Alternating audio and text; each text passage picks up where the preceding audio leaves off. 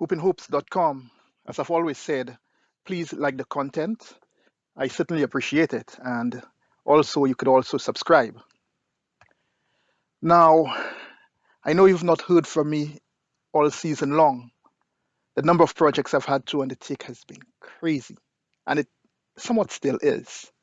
Um, but the playoffs is here, so I'll try to spend some time, spend a few minutes here, here and there somewhere to make a few podcasts.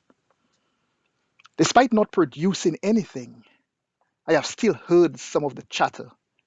Some of it logical and some I find to be utter nonsense.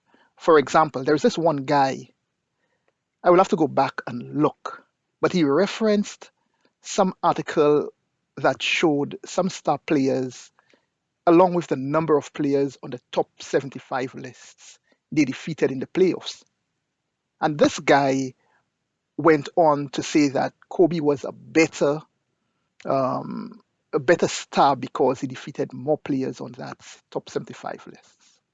As far as he concerned, the information is strong statistical evidence that supported his point.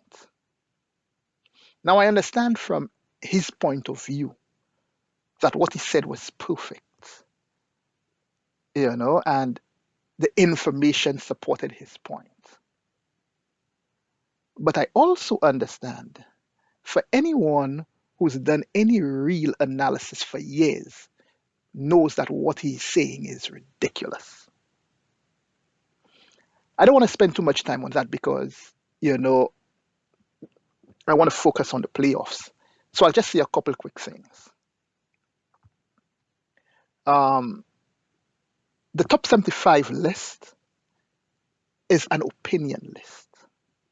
So it will be difficult to find any two analysts who agree with all the players on that top 75 list. There will be some players that's on they think that should be off. There'll be some players that's off they think that should be on. So from that perspective, automatically, when you start to look at who those star players defeated, it could either widen the gap or it could close the gap. So that's just one point. The other point is with that list, it doesn't take into consideration whether persons are in their prime or past their prime. Take, for example, if you're looking at a Charles Barkley or Scottie Pippen on the Houston Rockets, and you say you defeated the Houston Rockets, so you defeated Charles Barkley and these guys, what value is that in defeating a player on the top 75 lists, as opposed to had you defeated him when he played on the Phoenix Suns? So that argument in itself, I will say, for lack of a better word, is rubbish. But if this is the sort of argument this individual is using to rank athletes, well, I will say no further. But let's go on to what's more important, the playoffs. It started yesterday, and for me, there were no real surprises. Let's start off with the Nets Sixers game. I do not know anyone who expected the Nets to take the series against the Sixers. In the first half, the Nets kept it close. The Nets were only down 6 or 7 at halftime. But it is difficult to keep up the intensity and the focus, of course, against a team that's significantly superior. And Philadelphia opened the game up in the second half. I like Michael Bridges. In the first half, he was great. But in the second half, he only scored about 5 points. The Nets need someone to help him offensively. Defensively, they've got lots of two-way players. We know Dorian Finney-Smith, Royce O'Neal, and all of those players. Spencer Dinwiddie had 14 points. Cam Johnson had about 18 points. Um, but of course, that will not cut it when you're going up against a team like Philadelphia. So as you expect, um, you know, the Sixers opened up the game in the second half. Hopefully, this offseason, the Nets, because they have, some nice assets, they will make some sort of a move. Incrementally, they could try to add to the team. Of course, getting a star player certainly will help. Joel Embiid, of course, was great all year for the Sixers. There's no getting away from that. And in this first game, he did just the same. Harden also had a nice game. The Nets may take one game, if any, but they will not push the Sixers too much. They simply do not have the players for that. The Hawks are not in the class of the Celtics if we switch series there. Um, you know, Now, like the Nets, they may be able to take probably one game, but they will not threaten Boston too much. If persons only look at the final score, they may get confused about how competitive the game was. But, just think about this. At the end of the first half, the Celtics were up 30. Boston just came out and punched Atlanta in the mouth. After that, the game was somewhat over. The point for the Celtics was made. Yes, the Hawks somewhat closed the point difference in the second half, but the game was never in jeopardy for Boston. So, there was no real effort for them, no real reason for them to go out and put that extra effort. The Knicks, I have the Knicks winning the series against the Cavs. So the Knicks being the only team to win on the road was not really a surprise for me. We can look at Donovan Mitchell having a good game with about 38 points or something like that, I think. Um, we can also speak to, the big man, Okoro and, Allen and those guys fumbling the ball a bit here or there.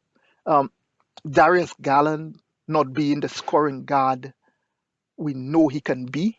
We could look at, as I said, some of those, although Donovan Mitchell was good, but some of the other ancillary things that took place that may be the reason why the Cavs lost. But what I personally will watch as the series goes on is Donovan Mitchell. Donovan Mitchell is a very good player, but I said this in the past. He does not know how to win.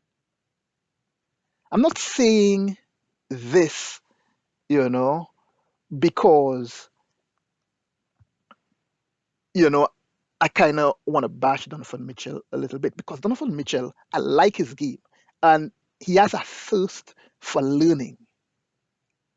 But what I think he has not done as yet is understand what is a team concept. He understands what a team is, but I don't think he understands what a team concept is.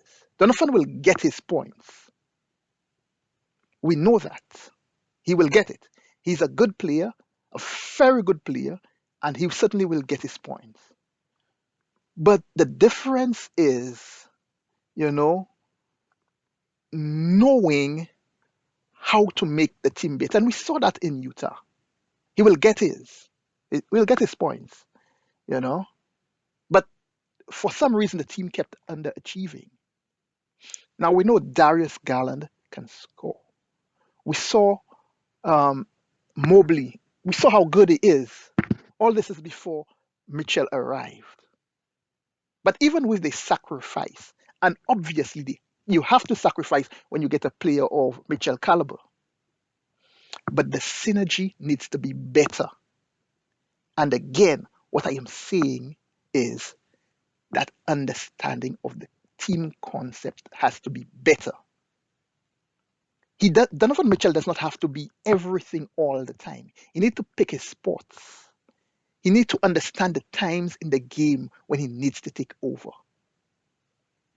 He needs to know, you know, when to let other players help him carry some of the load offensively, primarily because he's not that much of a defensive player. In essence, in other than just learning the game, learning how to be better himself, he need to learn how to operate better as a team player, make the team better.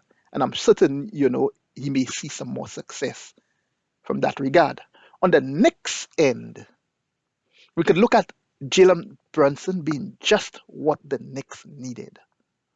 Although a few errors in judgment here and there, but Jalen Brunson, I mean, he's been just what the Knicks, um, or if you want to put it that way, just what the doctor ordered for the Knicks. Barrett needed to shoot the ball better. He was just 2 for 12. And Randall was not at his best. Good enough, but he was not at his best.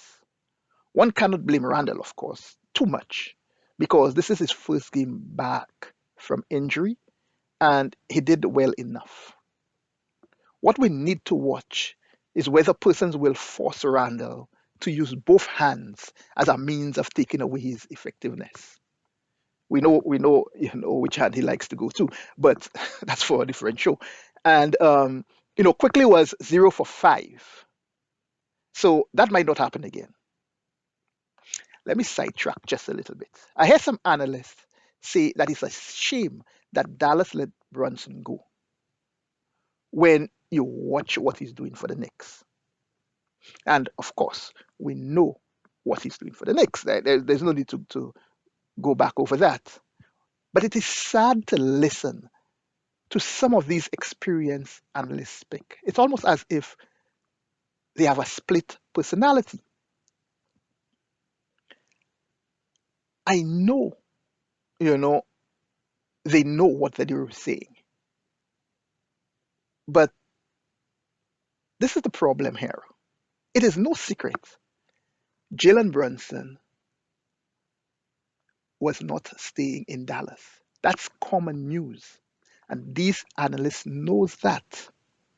In fact, many of them have said it before throughout the regular season on their shows. The reason the Knicks went out and get Jalen Brunson's father and put him on staff was to ensure that he came to New York. These very same analysts, despite knowing that, now I know they have, it's the playoffs, they're on television, they have things to see. But what's the point of saying something you know to be true, yet at the same time counter your own self because you're on television? So it's a moot point. Jalen Brunson was not coming to Dallas. And to blame Dallas for letting him go, again, I will say, is just ridiculous. Now, of course, Dallas has made some errors, some personnel errors, but we'll talk about that later.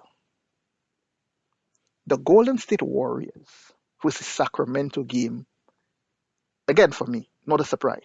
I will admit, I suspected I suspect, because the series has not ended yet, I suspect the Warriors will win the series. But we cannot ignore the road struggles of Golden State. Irrespective, as bad as they've been on the road, they've been equally good at home. And now they've also got Wiggins back. This is the first game Wiggins has played, so you expect as the series goes along for Golden State to get better. On the other hand, Sabonis has had a game well below what we expect from him. So Sacramento as well will get better. Of course, Malik Monk will not give you 32 points every night. And the Kings have the record they have. They're third in the West right now for a reason. They're a good team capable of winning a series. So, you know, despite I have, or at least I believe the Warriors will win the series, we'll have to see how this goes. Hoopinhoops.com.